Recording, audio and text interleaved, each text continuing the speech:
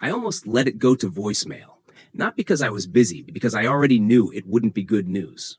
When your phone rings late on a Sunday night, your body understands things faster than your mind does. It was my sister. We talked enough to pretend we were close. Birthdays, holidays, the occasional check-in that meant I'm alive, you still matter. What's wrong? I asked before she could speak. She exhaled. He's in the hospital. I didn't ask who.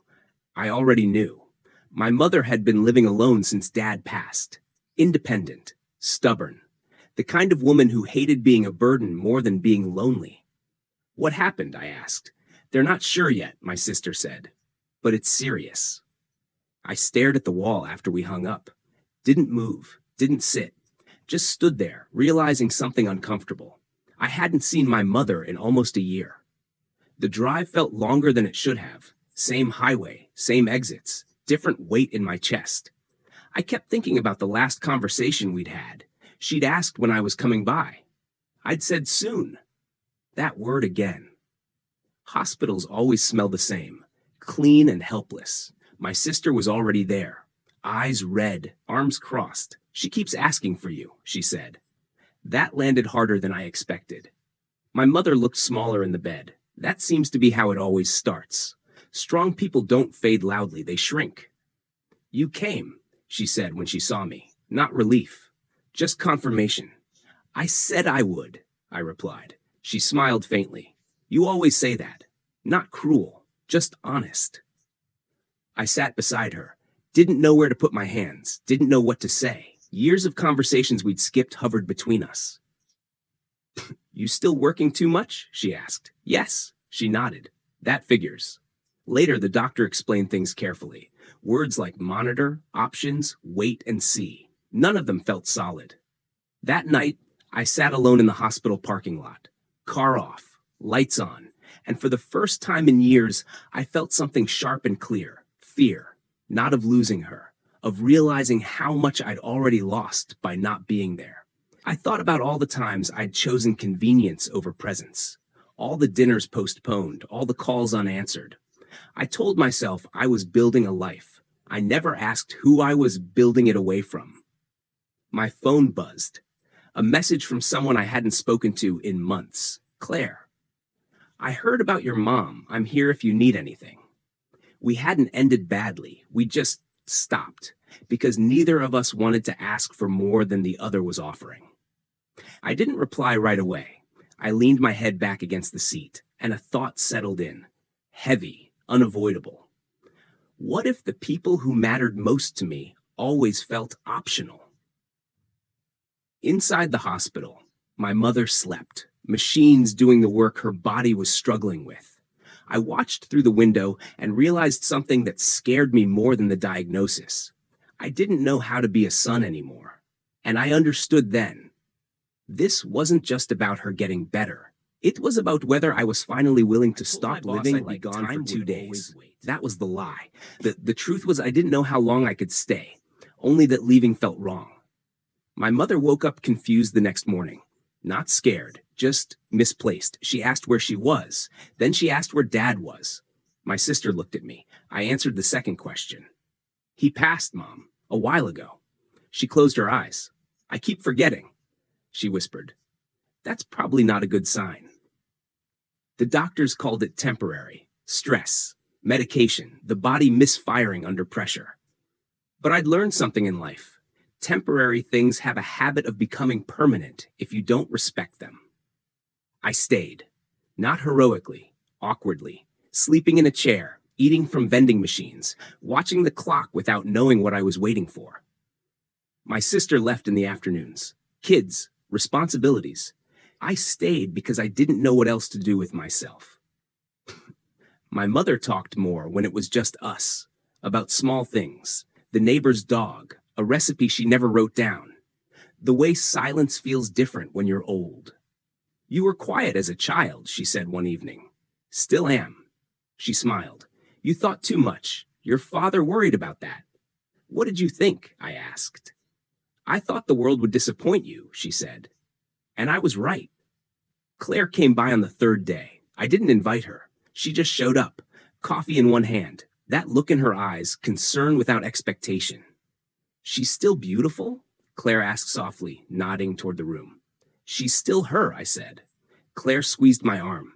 Not romantic, familiar. We sat in the hallway, two people who knew each other's silences. How long are you staying? She asked. I don't know. She nodded. Funny, you never knew that before either. That night, my mother asked me something I wasn't ready for. If I don't come home, she said, will you be okay? I laughed too quickly. You're coming home. She studied my face. You lie when you're afraid. I didn't answer. She reached for my hand. Her grip was weaker than I remembered. Promise me something, she said. What? Don't disappear again. I promised, and immediately wondered if I meant it. Claire walked me to my car later. You don't have to do everything alone, she said. I'm not good at sharing the weight. She smiled sadly. I know. That's why people stop offering. I sat in my car long after she left. Two paths opening quietly in front of me. One where nothing really changed. Another where everything did. Back in the room, my mother slept peacefully. For the first time since I arrived, I didn't feel like a visitor. I felt necessary. But necessity is dangerous. It asks questions you can't ignore, like, what happens when she needs more than I can give? And who will I be intensive care on the fifth day? A small victory, the kind that doesn't feel like celebration, just permission to breathe. She was clearer in the mornings, tired but present. She recognized me every time now. That alone felt like a miracle I didn't deserve. The doctor spoke carefully, words wrapped in caution. She can go home, he said, but not alone. My sister exhaled, then looked at me. We didn't speak. We didn't need to. That night, I lay awake in my childhood bedroom. The ceiling still had the crack shaped like a river. I used to trace it when I couldn't sleep. Some things wait for you. My phone buzzed. Work emails, deadlines, life asking if I planned to return. I didn't answer. In the kitchen the next morning, my mother moved slowly, deliberately, as if learning the house again. She touched the counter, the chair, the window. This place remembers me, she said. You never left, I replied. She smiled. You did. Claire came by that afternoon. She brought groceries, didn't ask if she should. We unpacked in silence. This time, it didn't feel unfinished. Later, my mother called me into the living room.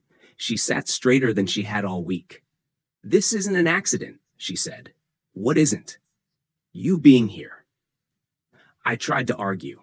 She stopped me with a raised finger. You were running, she said. Not from us, from the version of yourself that stayed. I swallowed. She continued. You don't owe me your life, but don't waste it pretending you don't want one. That night, my sister and I talked like adults for the first time in years. Schedules, money, fear. We made a plan, an imperfect one, but real. Weeks passed. I extended my leave, then changed it to remote, then stopped calling it temporary. Some mornings were hard. My mother forgot names, sometimes days, but she never forgot me. That mattered more than logic. One evening, she handed me an envelope. Inside was a photograph. My father, young, holding me. On the back, in her handwriting, he stayed. You can too. Claire and I sat on the porch later, the sky turning the color of something ending gently. You're different, she said. Worse? Braver, she replied, which is usually quieter. I realized then that staying wasn't about obligation. It was about choosing presence over escape, even when it hurt, especially then. My mother fell asleep mid-sentence that night, her head resting against my shoulder, her breath slow, steady, trusting.